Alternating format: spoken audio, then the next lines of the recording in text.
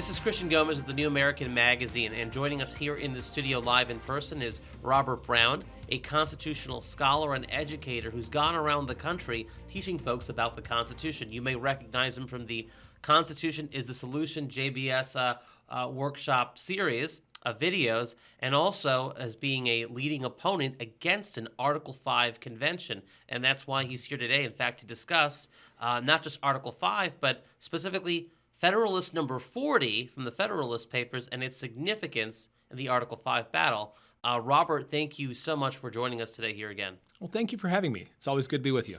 Absolutely. So we have seen convention advocates try to come up with numerous arguments about why we should have a convention and so forth. And one of the arguments that has popped up is the use of Federalist number 40, individuals who work for the Convention of States organization, which was founded by Mark Meckler, one of the leading organizations promoting this Article 5 convention movement today. Individuals like Rita M. Peters, who works for COS, has gone around the country and in various different places and stated that Federalists, they use Federalist 40 to advance their argument. Can you just briefly explain to us what COS says about Federalist 40 and what exactly is Federalist 40, who are watching and are thinking, well, what is Federalist? What is that and what does it matter to me? I think there's really two foundations that should be laid here. First of all, why are we even talking about Federalist 40? But even before that, maybe, what is the Federalist Papers? Because the Federalist Papers, most people aren't familiar with them. Very few people have read them. But the Federalist Papers are really a series of letters to the editor for the state of New York from Alexander Hamilton, John Jay, and James Madison. Federalist 40, James Madison. And they were designed to encourage the people of the state of New York to support ratifying our new Constitution. And so these are really kind of the expert opinions of what the Constitution says and means. But in Federalist 40, he's addressing how the Constitution came into being, the 1787 convention, and specifically addressing the question of whether or not that convention was a runaway convention. Did they exceed their authority? Did they do something that had no authority? Because a lot of the anti-federalists were charging that because the convention was not authorized to be creating this new national form of government, that we shouldn't even be considering adopting this new Constitution. And so in defense of their actions, Madison wrote Federalist 40 to explain what authority they were acting upon. And so now as we bring this to today, when groups like Convention of States, Ms. Peters and others reference Federalist 40, there's really only one little line in the entirety of Federalist 40 that they ever tend to cite, because it's the only part that even sounds like it's supporting their arguments. The very end of it. The very end. And here's what their argument is. Their argument is that the Federal Convention of 1787 was fully authorized by the states to make any changes they felt were necessary. Therefore, it was not a runaway convention. They could do anything. And based on my study of history, that's not even remotely true. And so we'll get into that a little bit today on what does Federalist 40 say, what kind of a argument is Madison making, and then there's actually many arguments he makes throughout there, and how do we apply those to today? Absolutely. Okay. So at the end of let's start briefly with the end of Federalist 40.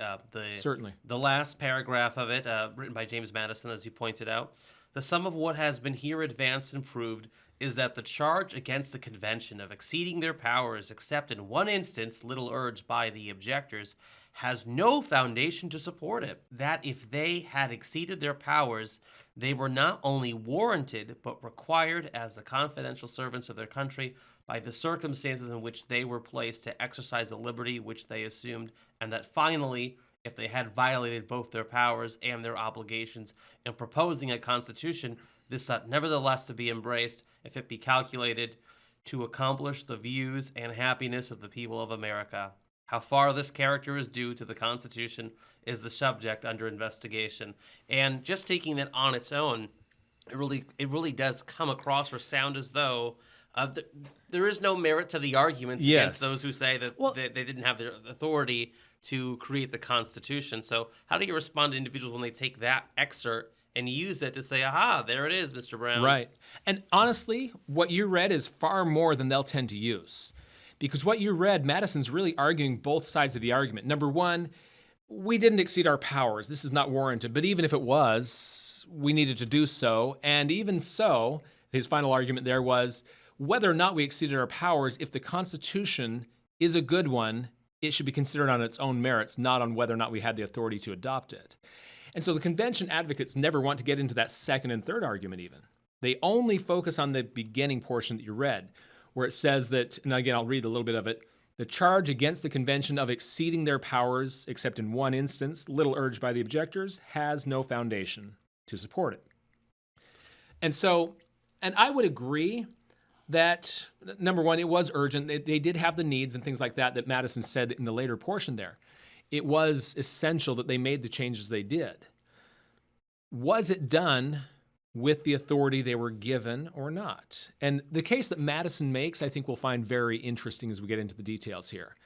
But I think, just to begin with, the fact that this is the only part that convention advocates ever seem to want to talk about, I think says a lot, because everything else is going to show a very different picture here. Okay. So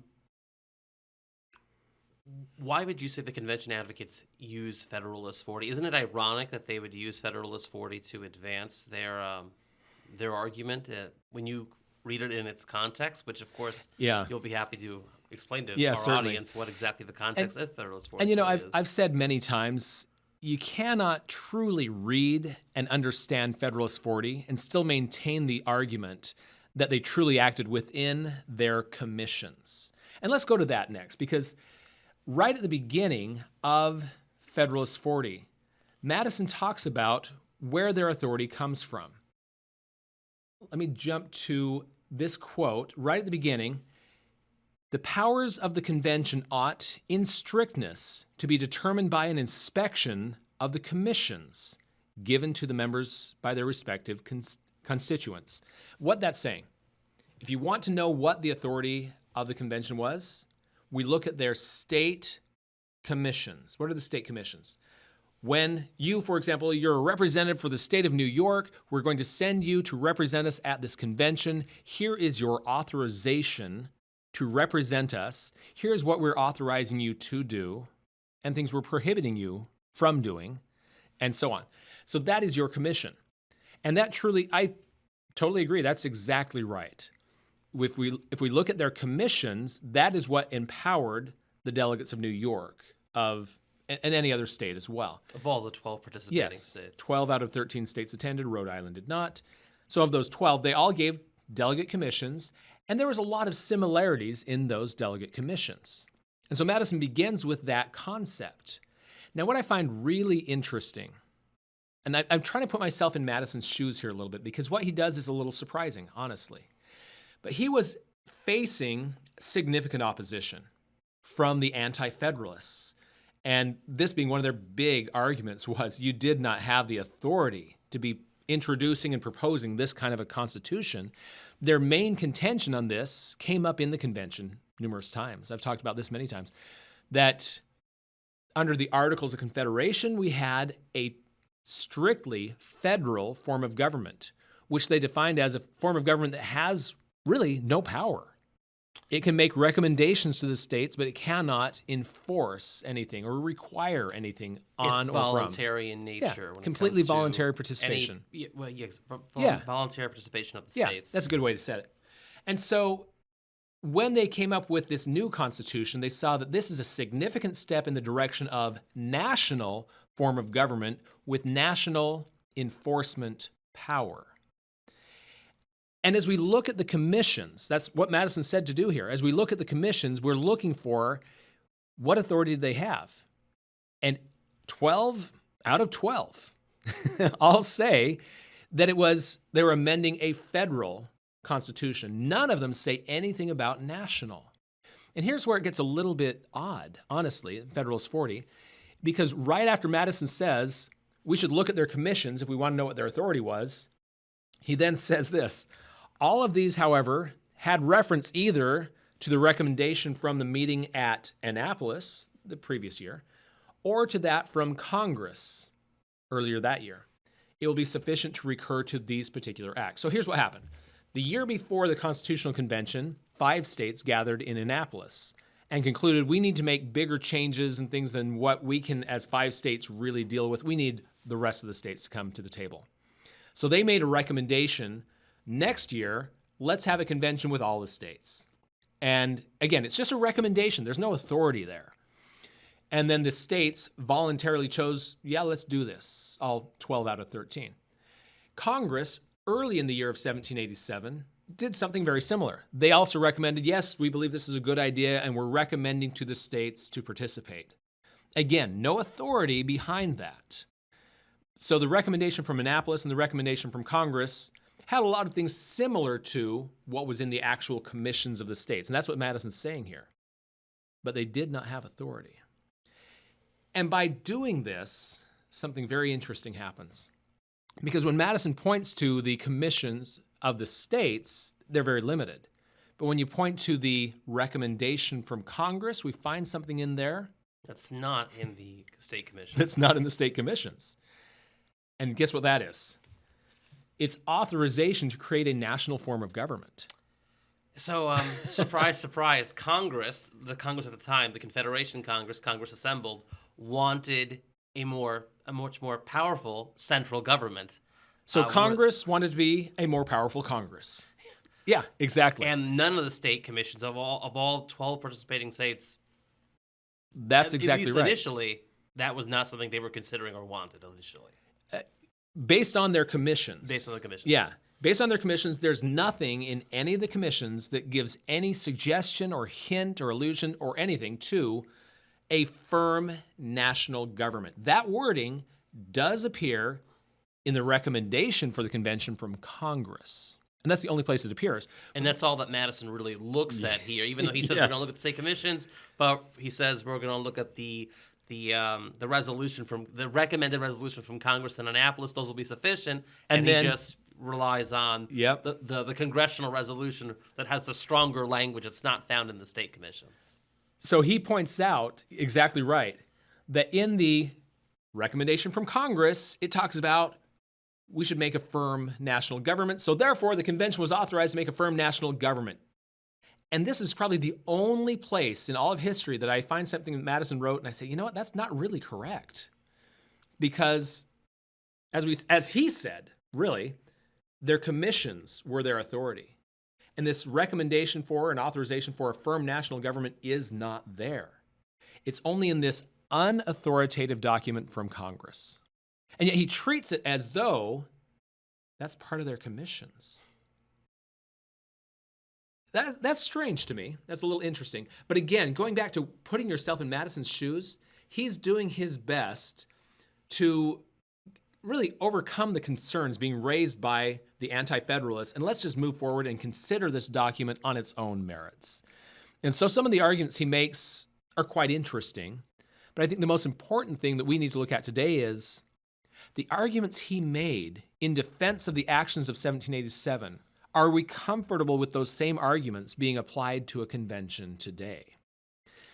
Of course, COS being an advocate of an Article 5 convention today, they want to assure people that whatever happens at the convention, whatever the delegates do, that they will be following the modern commissions that could come from the states. They will be following the state resolutions. So to use Federalist 40, where Madison is attempting to convince the people of New York who were originally reading Federalist number 40 that they were following, they were within their purview to create the Constitution, is why COS would rely on using Federalist 40, but in reality, that's not exactly what happened. So if COS is using Federalist 40 to their supporting their argument, to support their argument, it really backfires when you actually recognize what actually transpired in history.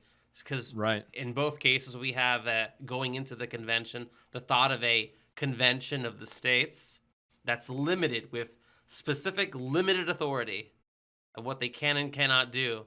But what comes out of it is not exactly what we were originally told going into it. Right, exactly. And as just a quick side note before we jump into this, the Convention of States Organization is constantly saying a convention of states is a limited convention. They have to be abiding by their limited commissions.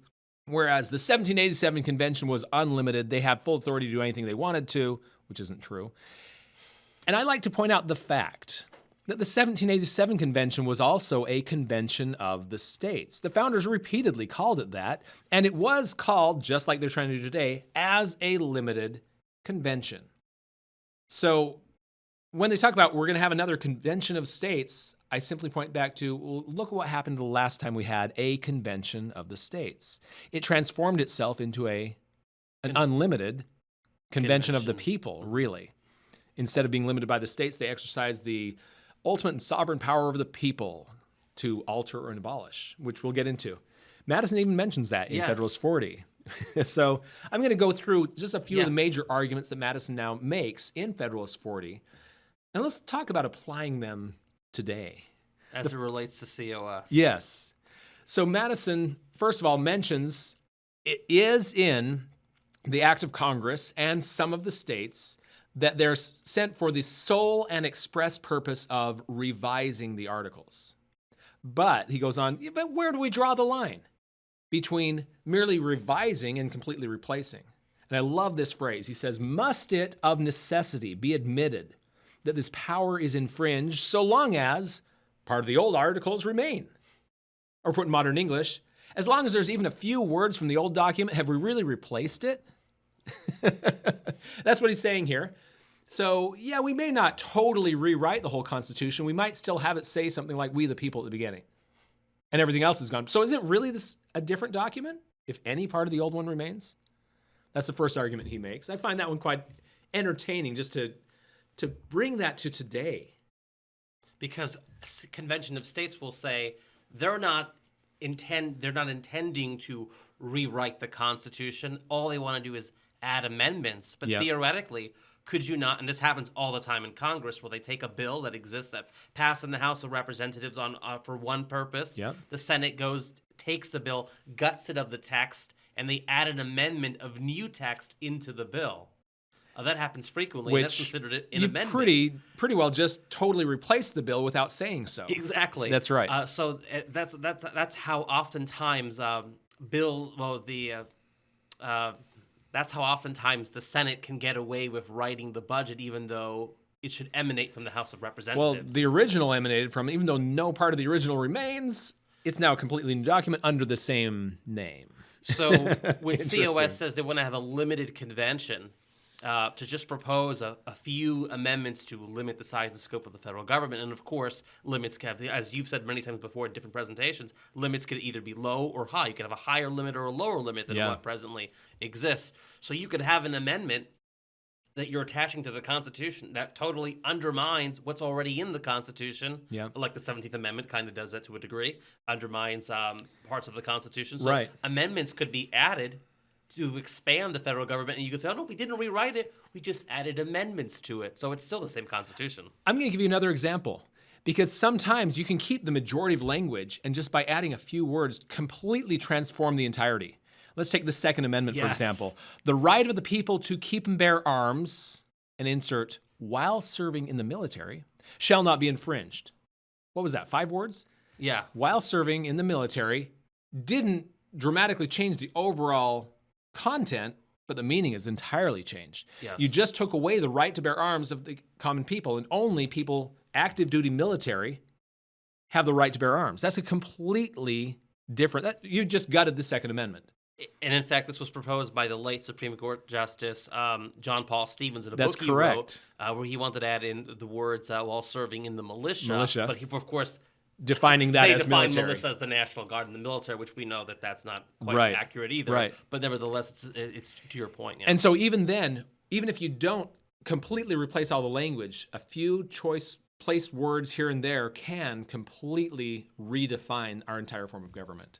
So it doesn't take much to essentially replace the Constitution without even replacing it, just putting key words strategically throughout it where you can totally expand the size and scope of the federal government, or turn it into a document for a second Bill of Rights, as the left has been wanting since the days of FDR, by just changing little words here and there. Exactly. Several more that we can jump into, and there are a lot of them in there, but we'll cover several of the highlights here. This next one I think is very striking. In this one, Madison just flatly admits, in one particular, it is admitted the convention has departed from the tenor of their commission. The context of that, he says, instead of reporting a plan requiring the confirmation of the legislatures of all the states, they've reported a plan to be adopted by 9 states only. What he's talking about is, we changed the rules of ratification. Yes, the ratification process was defined by the existing Constitution, just like it is today. And yes, the majority of state commissions reiterated that fact. But yeah, we did depart from that aspect of our commissions because we did completely write a new ratification process, regardless of what the existing Constitution said, regardless of what our commission said. But, he says, the states aren't really complaining about that one, so we're not going to worry about it. That's his conclusion on it. And true, they were. They were really not raising a concern over that issue. Why? After all, they wouldn't have ratified the Constitution if that was an issue. And really, and he makes this point later in that same paragraph, that the states didn't want to be bound by one state who didn't even bother attending the convention, that being Rhode Island. And so they recognized that this very small population could hold the entire country hostage to their old Articles of Confederation by not conceding to the changes. And they did not want to be bound in that way. So, sure, we violated our commissions. Sure, we violated the constitutionally defined ratification process. But nobody's too worried about that, so we'll move on. But the ends justify the means. Yeah, and it did there. There we go. But applying this to today, if we have a convention today and they write new rules for ratification of their new changes or totally new document, if it's put out to the, say, simple majority vote of the American people, national referendum, what could be more democratic? A direct appeal to the sovereign will of the people. There you go. And of course, could that replace the existing constitutionally defined ratification process just like it did last time? And that as well is another recommendation. I think that was also from John Paul Stevens, wasn't it? Where he suggested that idea of we should have it be a national referendum to ratify this new constitution that comes out of a convention. And so, again, as we apply the arguments they used then to today, constitutional convention writing its own rules for ratification today is a very strong precedent to consider. And a convention of states repeatedly states, as probably their penultimate argument, that no matter what comes out, it still has to be ratified by 3/4 of the states. That's the ultimate safety net. Yeah, exactly. And if anything bad comes out, any crazy radical socialist amendments, 3/4 of the states would never ratify them, never mind the 16th and 17th Amendments to the U.S. Constitution. But we won't talk about that. But 3/4 of the states is the guarantee. Well, Right. they had a guarantee in the Articles of Confederation.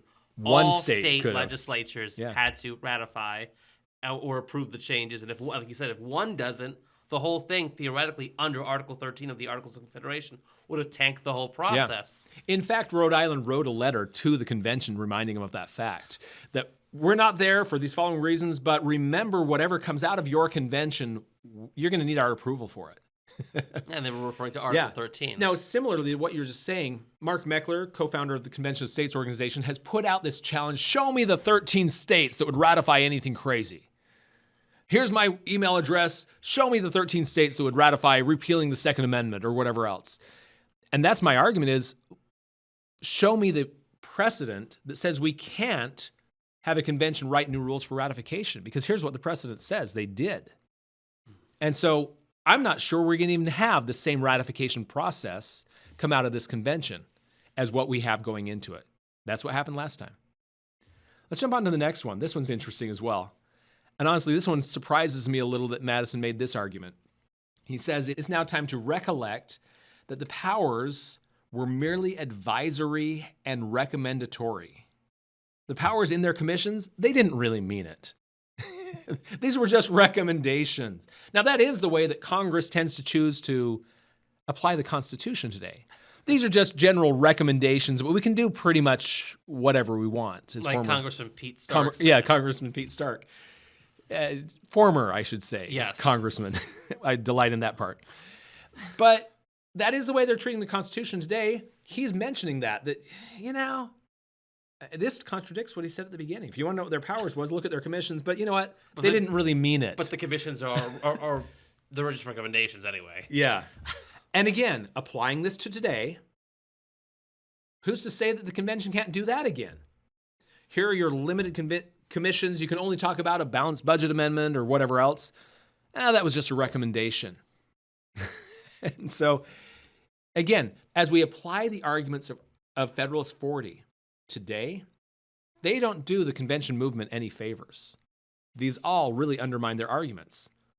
And here's the next one. And this one appeared multiple times throughout Federalist 40. It really comes down to whether or not our powers were limited, we were in a crisis. And we understood the weight of this crisis. There's a few quotations here on the slide. They were deeply and unanimously impressed with the crisis. It is therefore essential that such changes be instituted by some informal and unauthorized propositions. So all throughout, he's even admitting, you know what, still, we may not have had the authority, but it was essential that we did this anyway. So even throughout Federalist 40, he is conceding that that still may be true, that we didn't have the authority. And he's really emphasizing, I think it was probably 4 or 5 times throughout there that he refers back again to the necessity, the urgency of doing it anyway. Would that apply today?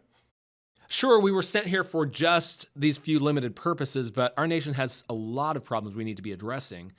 Let's, while we're here, just address them all because of the necessity, the urgency, the exigencies of the Union, as they said back then. And as you've pointed out in various of your presentations, educating people about the truth about an Article 5 convention, you've often posed the question, what if during the convention there's a mass shooting that occurs concurrent to the same time period, and the pressure put on the delegates that we have to end the gun violence, we have to put an end to... We need to solve this gun problem once and for all. all. We have to ban, assault weapons, as they'll call them, or any kind of firearm that could be used for a mass killing, as the media would like to, and the left in general, point out. They could say at the convention, this is our opportunity. Here's another one of those urgencies, these crises. The exigencies of the Union, exactly. Yep. Yeah, precisely. And so that, again, is, can we use this argument today? They surely used it then. And not only in Federalist 40, where Madison repeatedly talks about that, the reason he brings this up so many times is it was brought up numerous times in the convention of 1787 by various delegates who, Edmund Randolph, Alexander Hamilton, Madison himself, and others, when they were faced with other delegates saying, I don't think we have the authority to be giving national enforcement power to Congress here. The response was typically things like, we have this urgent need. Whether or not we have the authority, we have the need. It's urgent. The preservation of the Union's at stake. It would be foolish to abide by the rules so strictly that we allow the Union to crumble. And I agree with that argument, actually, that had they not done so, the Union would have fallen apart. Yes, the Articles, it's unimaginable if the Articles of Confederation could have theoretically still be in existence today had the Constitution not been ratified. Correct. I totally agree with that. And really what they did was they appealed to the power of the people. We're going to ignore the limited power we have from the states. We're going to change the ratification to the people themselves, represented in conventions, ratifying conventions in each state. And by so doing, if the ultimate sovereign power in the land, the people themselves, ratify what we did, then we are retroactively authorized to have done so. And that's really the arguments that Madison and many others made, was we appealed to the power of the people to alter or abolish and so on. So when you get to the bottom of it, Federalist 40 is no friend to the Convention of States movement. No, it's not. No, it's really not. So is there anything else about Federalist 40 that you want to make sure that you state before we wrap it up? Yeah, let me just go into one last one here. We just touched on the right of the people to alter or abolish, which he mentions in Federalist 40 as well. But again, this is something we really start off with. Should this new Constitution be rejected simply because the convention was not authorized to propose it? That's really his final argument that we start off mentioning it with the conclusion of Federalist 40. In the same way, would that apply today? that just because the convention wasn't authorized to make the changes they're proposing, should that be grounds to dismiss it, or should we put it out and see if the people ratify it anyway? And I fully believe that's exactly what would happen. Whatever the convention comes up with, no matter how radical... Let the people decide. Yes, exactly. They can settle the question. And at that point, we're really trusting in, if we put this out for a national referendum type vote of the American people, how secure do you feel our elections are? Would there be vote tampering going on there? Do you think there might be any kind of malfeasance? I know. My mind's just, wow, there's so much going on right now that we see evidence of these types of things happening. Fortunately, we've been assured by the current president, Joe Biden, and others in government that we have the safest, securest elections. Okay, thank you. I feel better now. In the world. So even if national referendum is used to ratify a new constitution or a whole new set of amendments that come out of a convention, we can trust in our election system. There you go. At least that's what Mr. Biden has been telling us. Yeah. We'll let the viewers decide whether they believe that or not. Fair enough. I'm with you there. Okay. Well, thank you so much for your time, Robert. We wish you, of course, safe travels as you continue going around the country, educating individuals about Article 5 and even Federalist 40, nullification, and other topics that you discuss. Thank you, Robert, for joining us today on the program. And for those of you who are watching who have not yet seen the Constitution is the Solution workshop series, we encourage you to go to jbs.org, where you can watch all the videos there for free, or you can go to shopjbs.org and purchase them on a DVD set, which you could give as a gift to your loved ones and friends this holiday season for Christmas, or even for birthday for family and friends. Take care, and God bless you. As a lumberjack, I've been cutting wood for decades. My job is pretty straightforward. I see the wood, I chop the wood. My axe goes through every time. You remember when everyone bought all the toilet paper? And they wanted me to wear these things? And someone invested a lot of money into this stuff. They say I'm part of a global plan. I don't think so. It's too hot, it's too cold. You know what? The weather changes. We even hear crazy ideas on how kids should learn. Here's the news, Dad. Is it, son? Is it? What about this one, Dad? Nope. It's hard to tell what's real and what's fake these days. There's just too much baloney out there. At the New American, they cut through the baloney and give me the truth. Go to thenewamerican.com and subscribe to get 50% off the cover price. And if you want an even better deal, use the promo code 10OFFSUB. Again, that's 10OFFSUB for more than 50% off.